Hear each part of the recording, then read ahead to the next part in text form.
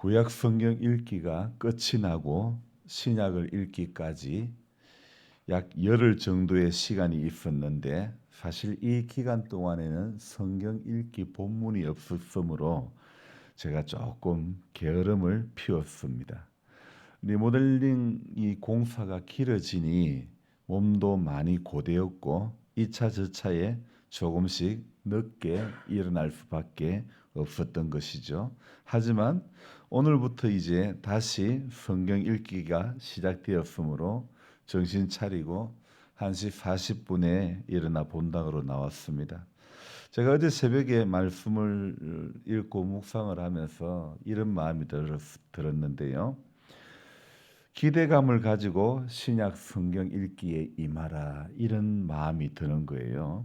그런 마음을 제가 받았는데, 여러분, 우리가 성경을 읽을 때에, 기도할 때에, 예배 드릴 때에 가장 필요한 마음이 어쩌면 기대감을 가지고 예배에 임하는 것, 기대감을 가지고 기도하는 것, 기대감을 가지고 성경을 읽는 것. 신앙생활에는요, 기대감을 가져야 재미가 있는 것 같습니다. 예수님 아닌, 말씀 아닌, 은혜 아닌 다른 어떤 것에서의 기대감이 아니라 오직 예수님과 기록된 성경 말씀 안에서 우리가 기대감으로 살아가는 성도가 바로 복된 성도인 줄로 믿습니다. 이번 신약 성경 읽기 가운데서 하나님께서 어떤 은혜를 주실지 저는 몹시 기대감을 가지고 설레임을 가지고 오늘 새벽을 시작했습니다. 여러분, 신약 성경은 예수님 탄생 예고 이전에 먼저 다른 한 사람의 탄생을 예고를 하고 그것으로 이제 시작을 하는 것입니다. 그러니까 그 사람의 이름은 세례 요한이고 오늘 이 누가복음은 세례 요한의 부모님을 먼저 소개를 하고 있습니다. 우리가 같이 읽었던 이 5절 말씀을 볼까요? 유대 왕 헤롯 때에 아비야 반열에 제사장 한 사람이 있었으니 이름은 사가랴요. 성경은 한 제사장과 그의 부인의 이름을 먼저 소개하고 그리고 이 부부가 어떤 삶을 살았는지를 기록해 놓고 있죠.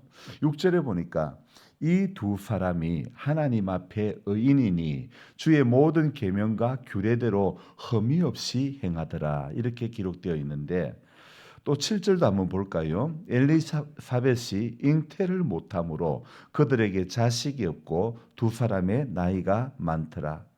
자, 성경은요, 헤롯 시대의 제사장 사가랴와 엘리사벳 사이에 자녀가 없고 나이가 많았다는 것을 밝히고 있지 않습니까? 누가복음 1장의 내용에는 자녀가 없고 나이가 많았다는 상황을 우리에게 알려주는 것으로 시작하지만 사실 이 시기에는요, 종교적으로 매우 타락한 그런 시기였고 정치 사회적으로 아주 비극적이고 희망이 없었던 그런 시대였습니다. 이런 비극과 어두움을 배경으로 누가는 새로운 희망의 빛을 이야기하려고 하는 것입니다. 그동안 이제 이 말라기 선지자 이후에 400년 동안 하나님의 계시의 중단으로 영적인 암흑기를 보내었는데 이제 이 영적인 암흑기를 마감하고 여명기가 시작됨을 알려주는 그런 성경이죠. 그래서 사가랴와 엘리사벳의 이야기. 사가랴는 히브리식의 이름인데요. 사실 이 이름은 보통은 우리가 구약 성경 이름 가운데 스가랴라고 하는 불리는 그런 성경이 있죠. 이 스가랴라고 할 때처럼 이 스가랴가 사가랴라도 불리기도 하는데 이 이름은 유대 사회에서는 흔한 이름입니다. 그 이름의 뜻은 여호와께서 기억하신다, 이런 뜻이 됩니다. 그리고 또 부인 엘리사벳은 내 하나님은 맹세의 하나님이다, 이런 이름의 뜻을 가지고 있는데 특이한 점은 이 부부가 공히 두 사람이 전부 모두 제사장 가문의 출신으로 제사장 가문끼리 결혼한다는 것은 아주 이중적인 영예로 여겨졌던 것이죠. 본래 율법은 제사장이 이스라엘 태생의 처녀에게 결혼해야 된다고 못을 받고 있죠. 그러나 반드시 제사장 가문에서 아내를 취해야 한다는 조건은 없습니다. 그럼에도 사가랴가 대제사장 가문, 바로 아론의 자손의 처녀와 결혼했다는 것은 상당히 영광스럽고 또 특이할 만한 그런 일이라 할 수 있죠. 오늘 이 6절에 이 두 사람이 하나님 앞에 어떻다고요? 의인이니 주의 모든 계명과 규례대로 흠이 없이 행하더라. 성경은 이 두 사람에 대해서 의인이니, 이 말은 원래 구약적 개념으로서 율법적으로 온전한 자에게 붙여지는 그런 말인데요. 또 6절에서 이 말하는 의인이라는 말은요, 옳은, 똑바른, 정직한 그런 뜻을 지니고 있는데, 근데 이 6절의 구조를 자세히 보면 이 두 사람이 의인이니 이렇게 기록하지 않고 이 두 사람이, 그리고 의인이니 그 사이에 무엇이 있습니까?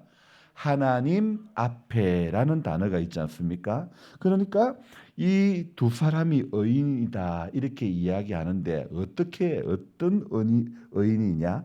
하나님 앞에라고 하는 이 병영되는 문구와 함께 등장하는 점을 우리가 눈여겨 보아야 되는 것입니다. 즉 이 말은요, 하나님 보실 때의 바른 자들, 하나님 보실 때에 하나님의 명령을 온전히 지키는 자들, 이런 의미를 지니고 있는 거죠. 사실 인간이, 여러분, 윤리적으로는요, 누구라도 하나님 앞에 의인이 될 수 없습니다. 로마서에서 의인은 없나니 하나도 없다고 했죠. 그런 까닭에 성경적인 의미의 의인은요, 믿음을 가진 죄인에게서 그 죄와 죄의 대가를 제거하고 의로우신 예수님의 의를 덧입게 하시는 하나님의 역사를 의미하는 것이죠. 그래서 하나님은 모든 의의 기준이 되시는 분입니다.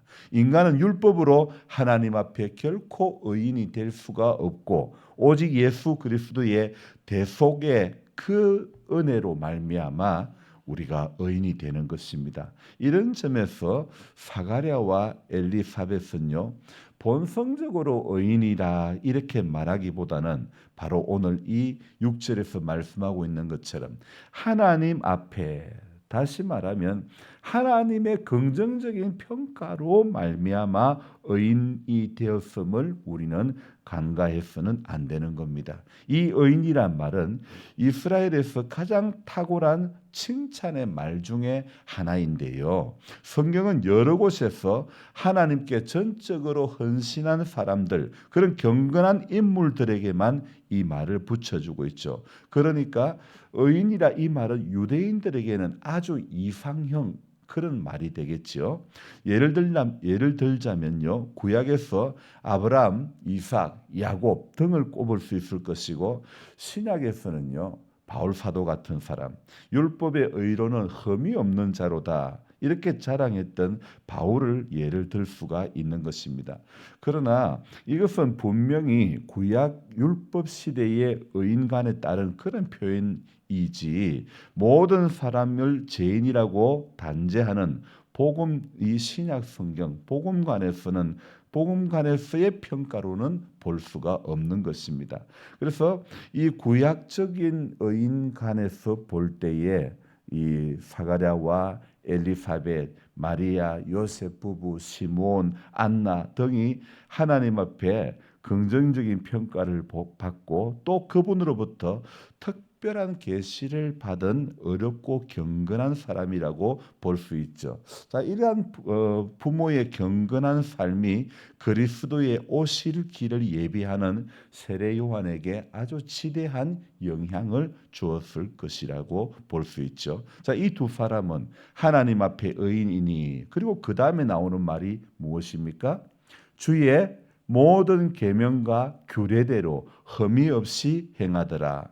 주의 모든 계명과 규례대로, 여기서 계명은 명령, 교훈 등의 뜻을 지닌 말로서 하나님께서 친히 당부하시고 지시하신, 사실 이 계명과 규례 이 두 말은요 비슷한 그런 뜻인데요.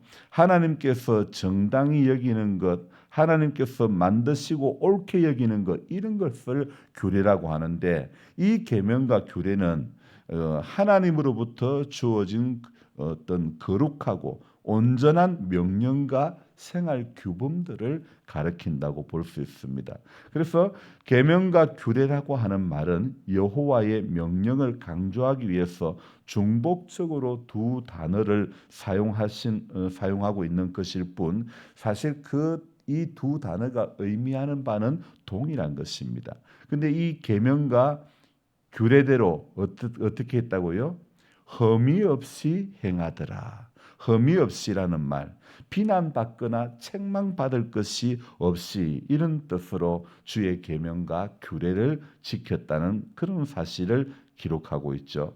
사실 당시 사람들은 아무도 사가랴와 엘리사벳의 종교적인 도덕적인 삶을 책망하거나 비난할 수 없을 만큼 이 두 부부의 삶은요 정말 경건한 그런 삶을 살았던 신앙들이죠. 오늘 이 7절에 보니까 이 경건한 의인이고 흠이 없이 하나님 앞에 의인이었던 두 사람 그리고 계명과 규례를 흠이 없이 행했던 이 두 사람이지만 문제는 7절입니다. 7절에 어떤 일이 있습니까? 엘리사벳이 잉태를 못함으로 그들에게 자식이 없고 두 사람의 나이가 많더라. 그러니까 잉태를 못한다, 임신을 못한다는 것과 자식이 없었죠. 그리고 두 사람이 나이가 많다는 것, 엘리사벳이 무자하고 이 자식이 없었다는 것. 유대인들은요 자식을 하나님의 축복 중에 하나로 그리고 그의 기업으로 믿고 있어서 자식이 없다는 것은 대단한 수치와 하나님께 대한 죄의 형벌로 알았다는 것이죠. 또한 유대 랍비들은요 사람이 하나님 앞에서 파문당할 수 있는 7가지 유형을 기록한 그 목록에서 유대인이면서 아내가 없는 사람, 또 아내가 없으면서 자식이 없는 사람이라고 이야기를 하고 있습니다. 그러니까 오늘 이 잉태치 못하고 그들에게 자식이 없었다는 것은요 아주 합법적인 이혼 사유가 되고 안타까운 그런 일이었죠. 더구나 이 부부는요 나이가 많아 임신의 가능성은 점점 더 희박해졌던 그런 상황입니다. 오늘 이 7절에 언급된 엘리사벳이 잉태를 못함으로라고 하는 이 표현, 어쨌든 이러한 슬픔과 절망적인 상황에서 더욱 빛나 보이는 것은 바로 이 두 부부의 하나님에 대한 믿음의 자세라는 것입니다. 이들은 결코 하나님께 원망하지 않고 주어진 자신들의 위치에서 묵묵히 그 역할을 감당해 가는 겁니다. 결국 이 경건한 부부는 구약의 한나와 같이 하나님의 은혜를 입게 되는 것입니다. 더욱이 그들은 자신들이 얻은 아들이 메시아의 오실 길을 예비하는 그런 선구자로 선택되는 영광까지 얻게 된 거죠. 그래서 어떤 부모도 얻지 못할 그런 큰 은혜를 덧입게 된 것입니다. 오늘 누가복음을 새벽에 읽고 묵상하면서 이 사가랴와 엘리사벳의 가정을 보면서 가정의 달이라고 하는 이 5월에 우리 모두가 이 가정처럼 임신이 안 되고 나이가 많고 많은 악조건임에도 불구하고 하나님 앞에 의인의 길을 흠이 없이 다 행했던 그 길을 그리고 기대감을 가지고 나이가 많고 그런 모든 상황이 안 좋아도 하나님 앞에 우리는 기대감을 가지고 살아가는 기대감을 가지고 하나님을 신앙하는 그런 저와 여러분들이 되어야 될 줄로 믿습니다. 그래서 우리 안에 하나님을 향한 기대감이 있으면요. 하나님은 오늘도 우리의 그 기대감을요. 하나님은 결코 서운하게 하지 않는 분인 줄로 믿습니다. 너희로 소원을 두고 행하게 하시나니 우리 안에 소원을 두고 우리 속에 소원을 두고 일하시는 하나님은 오늘도 저와 여러분들 가운데서 이 하루 가운데서도 우리의 삶을 주관해 주실 줄로 믿습니다. 그래서 신약을 시작하는 이 첫머리에서 저와 여러분들은 이 사가랴와 엘리사벳의 가정을 보면서 우리 믿음의 여정이 오늘 하나님 앞에 의인이니 주의 모든 계명과 규례대로 흠이 없이 행하는 이 부부의 경건한 모습을 우리가 이 5월에 본받아야 될 줄로 믿습니다. 그래서 우리의 그 흠이 없고 우리의 이 사가랴와 엘리사벳의 가정처럼 나아가는 이 모습을 사랑하는 자녀들이 볼 때에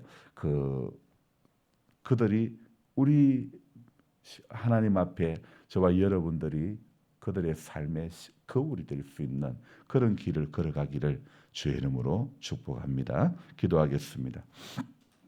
좋으신 하나님 아버지, 신약을 시작하는 첫머리에 누가복음에서 우리 예수님의 오심을 예고하는 한 인물, 바로 세례 요한의 부모인 사가랴와 엘리사벳에 대해서 이야기를 하고 있음을 봅니다.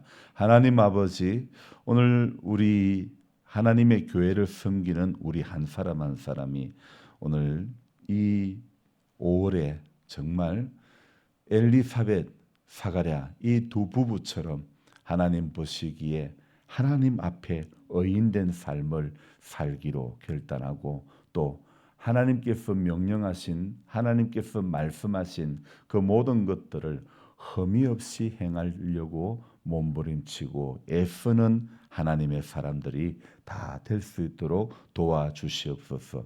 성경할 때 쓸 때마다 예배 자리에 쓸 때마다 기대감을 가지고 하나님을 바라보고 하나님 앞에 나오는 모두가 될 수 있도록 도와주옵소서. 하나님 앞에 나오는 자는 반드시 그가 계신 것과 그가 자기를 찾는 자들에게 상 주시는 이심을 믿어야 한다고 분명히 말씀하고 있습니다. 오늘도 상 주시는 그 주님을 바라보며 이 하루도 믿음의 길을 온전히 걸어가는 복된 하나님의 사람들이 다 될 수 있도록 도와주시옵소서. 감사를 드리며 예수님의 이름으로 기도드립니다. 아멘. 간절한 마음으로 주여 부르고 기도합니다. 주여, 주여, 주여. 좋으신 하나님 아버지, 고맙고 감사를 드립니다. 하나님의 선한 손길을 오늘도 바라보며 일하시는 하나님을 기대합니다. 이 하루도 우리의 삶을 주관하시고 선하신 계획으로